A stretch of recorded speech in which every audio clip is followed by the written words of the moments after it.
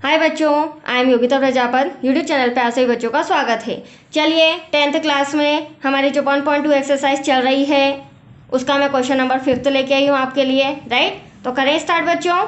देखिए, जांच कीजिए कि क्या किसी प्राकृत संख्या n के लिए संख्या 6n अंक 0 पर समाप्त हो सकती है। ठीक है, तो हमें जांच करके बताना है कि कोई भी प्राकृत संख्या n के लिए 6n 0 पर समाप्त हो सकती है या नहीं। अभी डायरेक्टली हम आंसर नहीं दे सकते हैं और ये सम काफ़ी डिफरेंट है बच्चों। इसके लिए एक मेरे को नोट लिखाना पड़ेगा, नियम बताना पड़ेगा। उस नियम के अकॉर्डिंग हम इसे सॉल्व कर लेंगे। फिर वो भले ही 6n हो या फिर 15n हो या फिर 4n हो, मतलब कैसी भी वो डिजिट दे दे, हमें ये पता करना है कि वह 0 पर समाप्त हो सकती है या नहीं। राइट बच्चों, तो पहले इसका एक नियम लिख लीजिए। हालांकि हमें सम में क्या दे रखा है 6n, तो हम उसी को लेकर चलेंगे। देखो, यदि कोई संख्या 0 पर समाप्त होती है, यदि कोई संख्या 0 पर, हमें यही क्वेश्चन किया गया 0 पर समाप्त हो सकती है 6n, तो यदि कोई संख्या 0 पर समाप्त होना चाहती है तो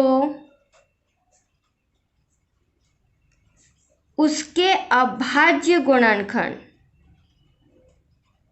ये कंडीशन है इस सम की, उसके अभाज्य गुणनखंड में कम से कम एक बार 2 × 5 आना ही चाहिए। ये था इम्पोर्टेंट पॉइंट। भले ही वो कैसी भी डिजिट हो, उसके अभाज्य गुणनखंड में 2 या 5 दोनों एक साथ। ठीक है, या तो 2 या तो 5 नहीं, ओनली ऑन, या तो ओनली ऑन 2 या फिर ओनली ऑन 5 नहीं, ये दोनों ही आना चाहिए, ये कंपलसरी है। ठीक है, तो देखो अब हमें क्वेश्चन क्या दिया गया है, क्वेश्चन में हमें 6 दिया गया है, तो हम 6 का गुणनखंड करते हैं। तो 6 का गुणनखंड करने पर, 6 का अगर गुणनखंड करते हैं तो 2 3 6, 3 1 3। राइट, ये आपके सामने मैंने गुणनखंड किया है। तो हमें क्या मिला बच्चों, 2 × 3। आप देख रहे हैं 2 × 3।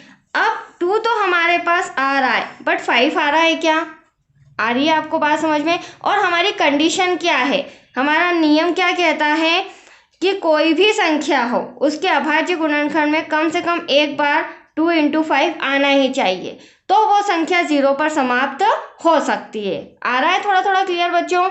मान लीजिए, चलो 6 लिया, 15 को भी देख लीजिए। 15 3 से कैंसिल होगा, 3 5 15, 5 1 5।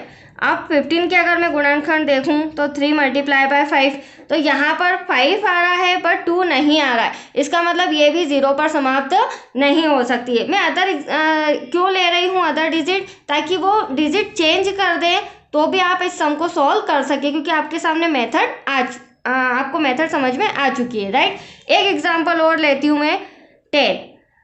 आप समझ ही गए होंगे, 2 5 10, 5 1 5।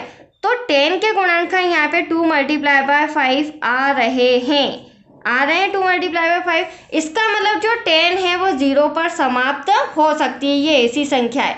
बट 6 और 15 ये ऐसी संख्या नहीं है जो 0 पर समाप्त हो सकती है। तो हमें लास्ट में लिखना पड़ेगा, चूंकि 6 का गुणनखंड, चूंकि 6 का गुणनखंड करने पर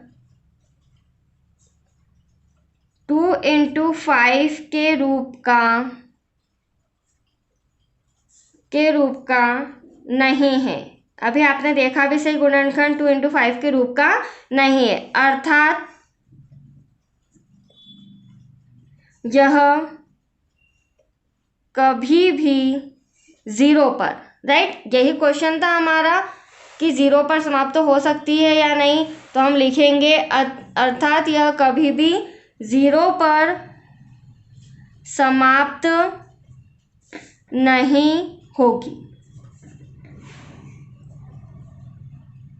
किसी भी प्राकृत संख्या हमें कौन सी दी गई है, n, किसी भी प्राकृत संख्या n के लिए, दैट्स योर आंसर। ये हमें 2 लाइन लिखना भी जरूरी है क्योंकि हमें उनका जो क्वेश्चन किया गया है उसके अकॉर्डिंग 2 लाइन की टिप्पणी भी आपको लिखनी पड़ेगी। ठीक है बच्चों, तो आया समझ में, छोटा सा सम था, काफ़ी डिफरेंट था, बस आप ये यहाँ से यहाँ तक नियम ध्यान से समझ लीजिए तो आपको किसी भी सम में प्रॉब्लम नहीं आएगी इससे रिलेटेड। ठीक है, तो आज के लिए इतना ही।